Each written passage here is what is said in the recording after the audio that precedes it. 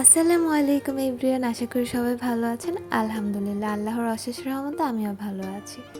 আমার আজকে থেকে একটা নতুন টিউশনি হয়েছে, আলহামদুলিল্লাহ। এটা সম্পর্কে আমার চাচাতো বোন হয়। আমার চাচির বাসাটা অনেক সুন্দর না বলেন? আমার কাছে তো অনেক বেশি ভালো লাগে। তাদের ডেকোরেশনটা অনেক বেশি সুন্দর হয়েছে, অনেক সুন্দর করে বাসাটা সাজিয়েছে। আমার কাছে বেশ ভালো লেগেছে।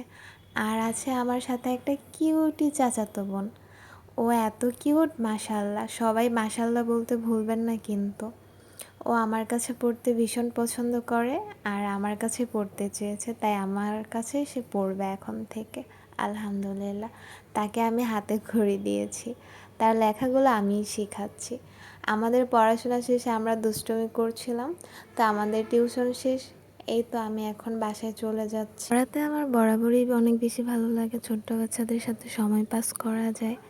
আর ওরাও আমাকে অনেক বেশি লাইক করে। আমার টিউশন লাইফ অলমোস্ট 4 ইয়ার।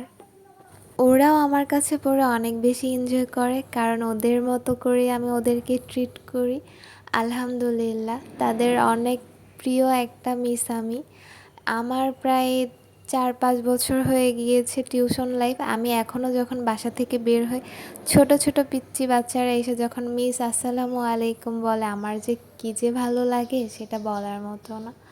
এটা ছিল দ্বিতীয় দিনের ভিডিও। সকাল সকাল উঠে গিয়েছিলাম আমার কলেজের কাজ শেষ করে, আবারও আমি চলে গিয়েছিলাম গাঙ্গিনাপাড়ের দিকে।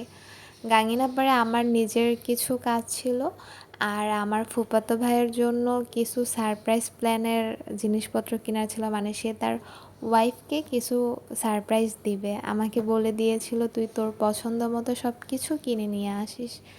সো আমিও আমার পছন্দ মতো সব কিছু কিনে নিয়েছিলাম, আলহামদুলিল্লাহ। সে অনেক বেশি পছন্দ করেছিল। আমার গাঙ্গিনাপাড়ে মূলত কাজ ছিল হচ্ছে অনলাইন থেকে একটা শাড়ি অর্ডার করেছিলাম, সেটা গাঙ্গিনাপাড়ে এসে দিয়ে যাবে।